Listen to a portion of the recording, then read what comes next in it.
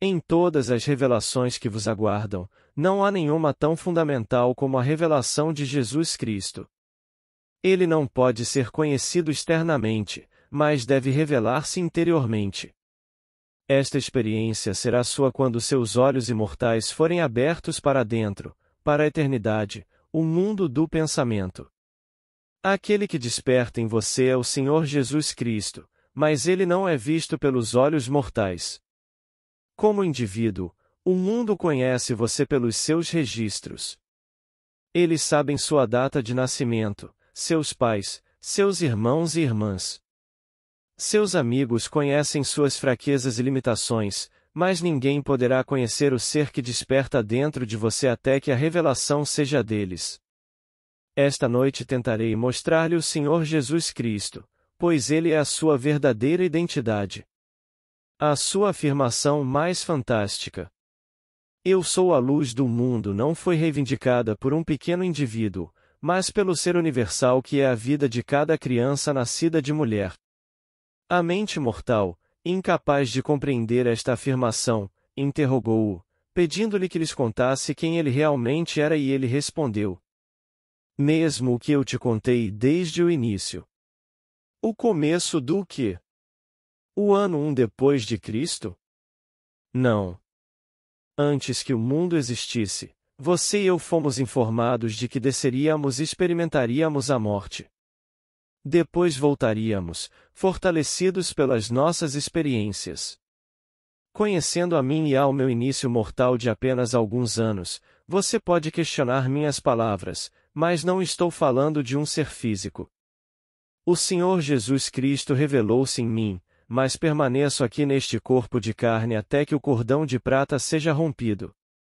Só então poderei retornar ao mundo que era meu antes que o mundo existisse e receber toda a glória que me foi prometida quando concordei em entrar e experimentar a morte. Quem é esse ser que eu sei que sou? O Senhor Jesus Cristo, do qual todos somos um. Agora, somos informados. Você nasceu de novo através da ressurreição de Jesus Cristo dentre os mortos. Aqui vemos que nosso nascimento está condicionado à ressurreição de Jesus Cristo. Você pode pensar que isso aconteceu há 2000 anos, mas João nos diz em seu Apocalipse que Jesus Cristo é a testemunha fiel, o primogênito dentre os mortos. Não pense nisso em termos de tempo, mas sim em ordem de acontecimentos, pois estamos lidando com um mistério. Existe apenas uma testemunha fiel que se declara o Alfa e o Ômega, o princípio e o fim. Essa testemunha é Jesus Cristo, aquele que saiu do Pai e veio ao mundo para se enterrar em cada filho nascido de mulher. Ele está em você agora mesmo, identificando-se como você. E quando ele acorda, em você, o primeiro ato dele é ressuscitar dos mortos. Isto é seguido pelo seu nascimento de cima. Quando a história de Cristo desperta em você, você não é melhor do que aquele que despertará amanhã, pois você não o precede, pois sua história não se passa no tempo. Estou falando da ordem dos acontecimentos. Ouça com atenção as palavras. Jesus Cristo, a testemunha fiel, o primogênito dentre os mortos. Existem dois eventos que acontecem aqui simultaneamente. Nascemos de novo através da ressurreição de Jesus Cristo dentre os mortos. Cristo deve primeiro despertar em você e depois ressuscitar do sonho em que morreu antes que ele, como você, possa nascer do alto. Cristo está em você. Ele não é um ser que viveu há 2000 anos, foi crucificado numa cruz de madeira e ressuscitou dos mortos para a sua salvação. O Cristo está enterrado em você individualmente. Esta é a era do despertar e todos irão despertar. Não importa o que um homem, ou mulher, tenha feito aqui, ele está perdoado, porque Deus desempenhou o papel e todas as coisas estão caminhando para o cumprimento de um fim predeterminado. Somos informados no capítulo 15 de 1 Coríntios, versículo 51. Todos seremos transformados, num momento, num abrir e fechar de olhos, porque a trombeta soará e ressuscitaremos dentre os mortos.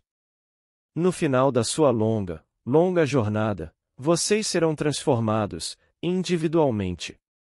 Sei que isso é verdade por experiência própria. Você é tão único que só você ouve a trombeta que o faz despertar e o traz de volta ao ser infinito que você realmente é, para desempenhar o seu papel distinto, pois ninguém pode ocupar o seu lugar. Todos nós, não apenas alguns, mas todos, seremos transformados, num momento, num abrir e fechar de olhos, pois a trombeta soará e despertaremos e ressuscitaremos dos mortos. O que é o trompete? A palavra significa uma vibração, e posso dizer que é a vibração mais incomum que você já sentiu. Eu ouvi inúmeras vibrações, como você. Um concerto é uma série de vibrações sincronizadas em harmonia. O piano, o violino, o violoncelo, todos são vibrações, mas a trombeta a qual Paulo se refere é uma vibração peculiar que está centrada na cabeça e não pode ser interrompida. Quando a vibração ocorreu em mim, continuou até que acordei e me encontrei em meu crânio. Há quanto tempo eu estava lá eu não sei. Vou concordar com Blake, mas não sei por experiência própria. Só sei que uma vibração peculiar me acordou.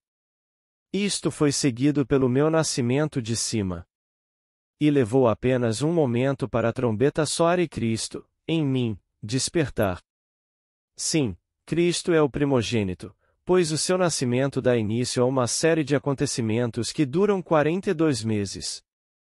E quando a revelação se completar em você, você ainda estará amarrado ao seu corpo físico pelo cordão prateado, então contará suas experiências para encorajar outros. Nada neste mundo é realmente importante e provará ser pura bobagem. Os homens recebem prêmios Nobel, dinheiro e honras relativas às suas descobertas aqui, que são inexistentes. Ninguém jamais encontrará vida num tubo de ensaio, pois a vida existe apenas dentro do homem individual. Está chegando o dia em que você sentirá uma atividade dentro de você, a interromperá e verá o mundo parar. Então você saberá que é a própria vida, e a vida que você agora sabe que é nunca será encontrada em nenhum tubo de ensaio. Jesus não pode ser conhecido ou provado que existe externamente. Somente as testemunhas oculares atuais podem conhecê-lo. Somente aqueles cujos olhos imortais estão abertos para dentro do mundo do pensamento verão a verdade da qual falo, pois despertei do sonho da vida e sei que sou a luz do mundo. Esta é uma afirmação fantástica, que sei que você experimentará.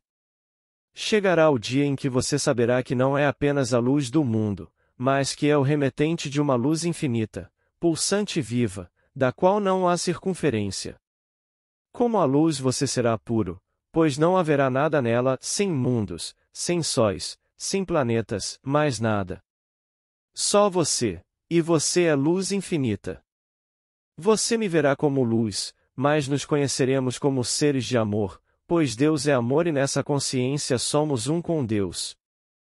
Tudo o que é dito sobre Jesus Cristo nas Escrituras você experimentará, e aqueles cujos olhos estão abertos para dentro do mundo do pensamento verão você vestido com as vestes do amor, do poder, da sabedoria e da luz.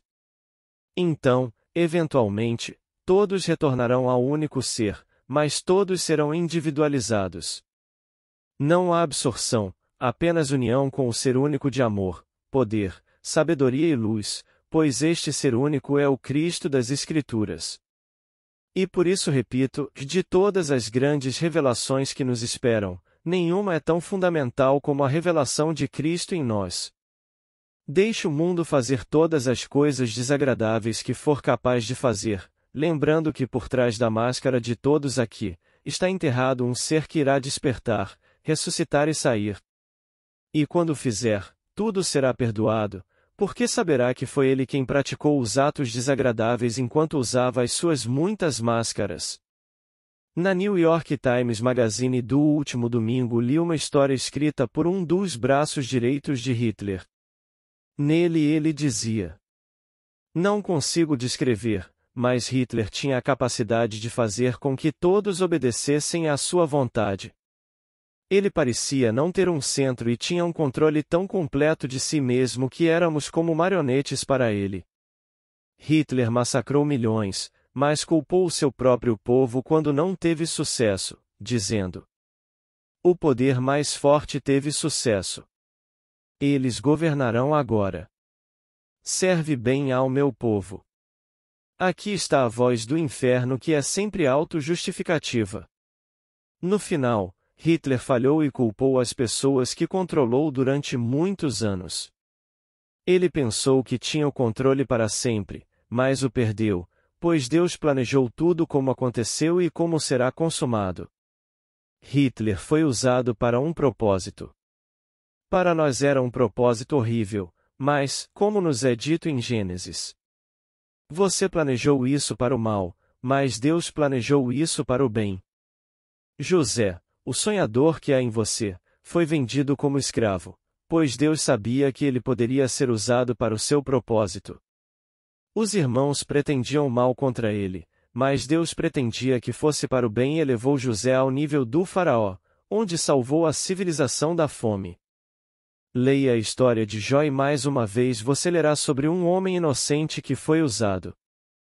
Todos são Jó, que no final trará à tona aquilo que está enterrado dentro de si, que é o plano da redenção, para dizer com Jó: ouvi falar de ti com o ouvir dos ouvidos, mas agora os meus olhos te veem.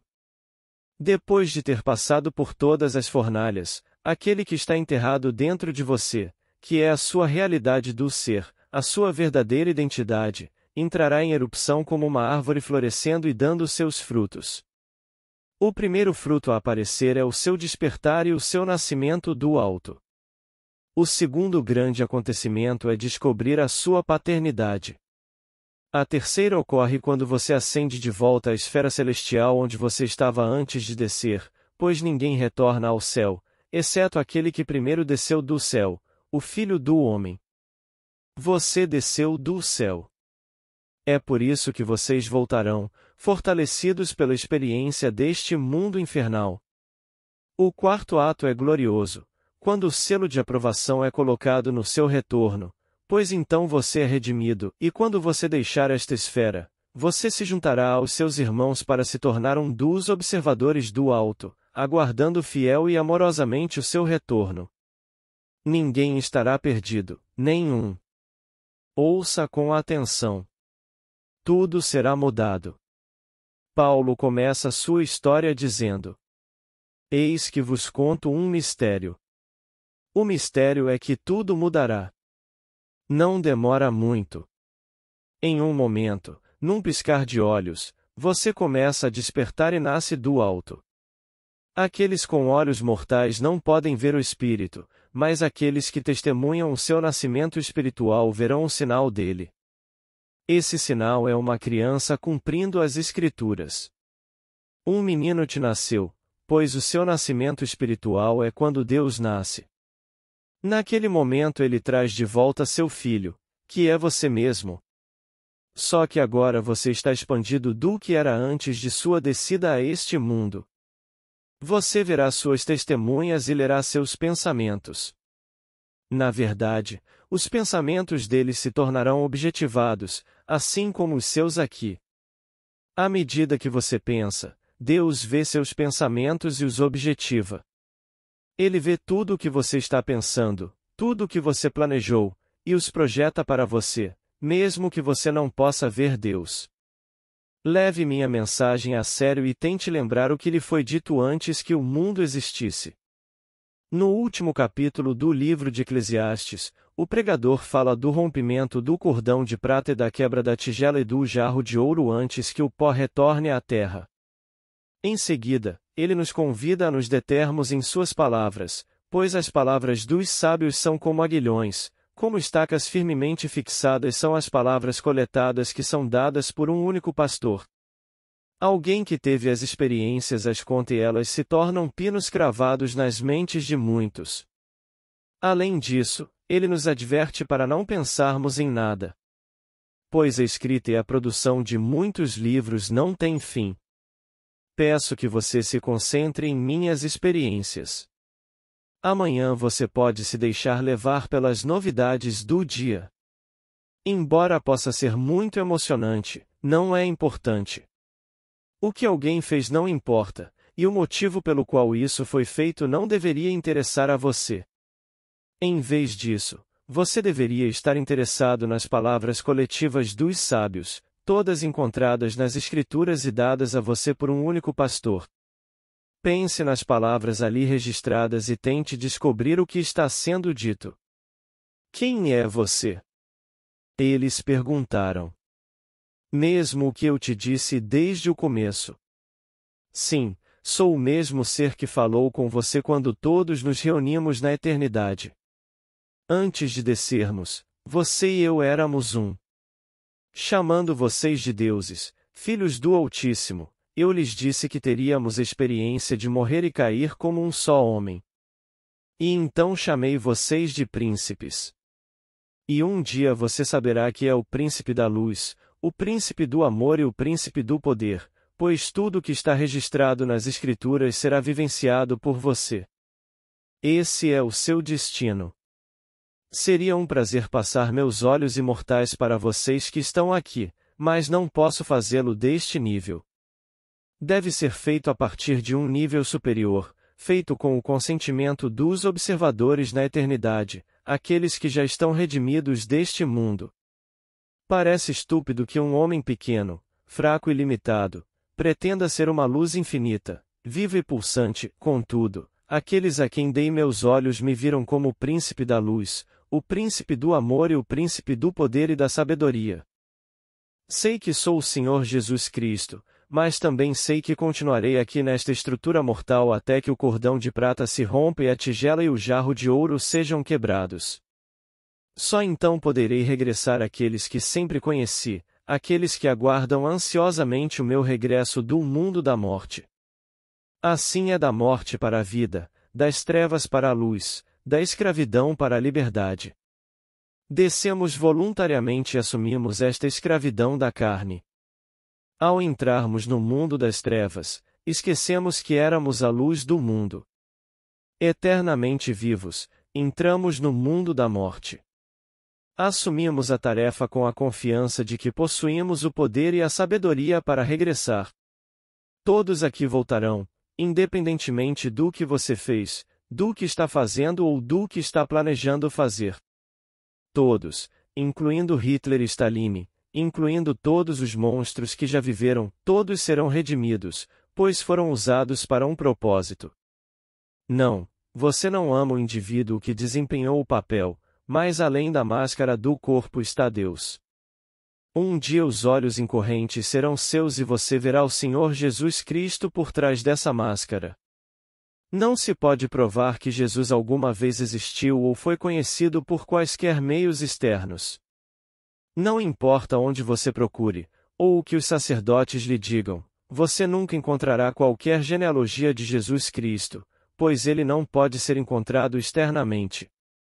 Somente aqueles cujos olhos imortais estão abertos para o mundo do pensamento podem encontrá-lo.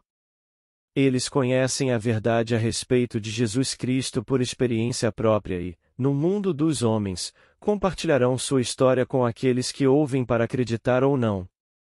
Quando João contou a sua história, ele disse: Sou testemunha do que ouvi e vi com os meus próprios olhos, que manuseei com minhas próprias mãos a respeito da palavra da vida. Bem, John não é um professor que está tentando apresentar à sociedade um conjunto convincente de argumentos. Em vez disso, ele está simplesmente contando o que ouviu e viu numa região além daquela que pode ser explicada pela mente racional. Ele convida a todos os que ouvem a sua história de redenção a acreditar nele, mas permite que o indivíduo decida se a aceitará ou rejeitará, tal como eu. Agora, o Cristo que você aceita pela fé chega até você como alguém desconhecido, mas que, de alguma forma misteriosa, permite que você experimente quem ele é. Na sua carta aos Gálatas, Paulo faz esta pergunta: Vocês receberam o Espírito pelas obras da lei ou pelo ouvir com fé? Você é tão tolo que, tendo recebido o Espírito pela fé, está agora acabando com a carne? Agora eu te pergunto, você está pensando em Jesus como um ser de carne e osso quando sabe que carne e sangue não podem herdar o reino dos céus? Você está pensando em um Salvador físico?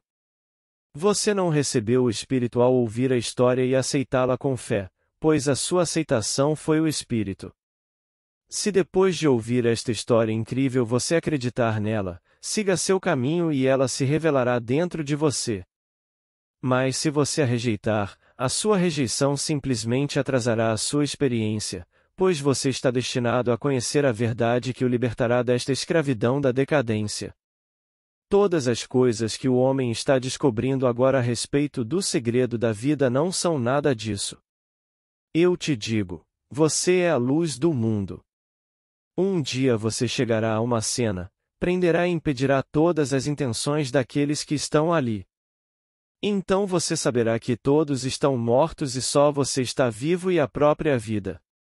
E à medida que você libera a atividade deles em você, a cena ganhará vida mais uma vez, e então você saberá por experiência própria que certamente é a luz do mundo. Agora, vamos entrar no silêncio. Amigos, gostaria de agradecer a todos que sempre apoiam o canal, com suas curtidas, comentários e compartilhando os vídeos. Aproveito a convidar, a quem quiser, a ser membro aqui do canal.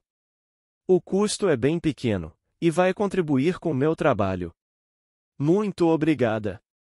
Paz e bênçãos na vida de todos. Até o próximo vídeo.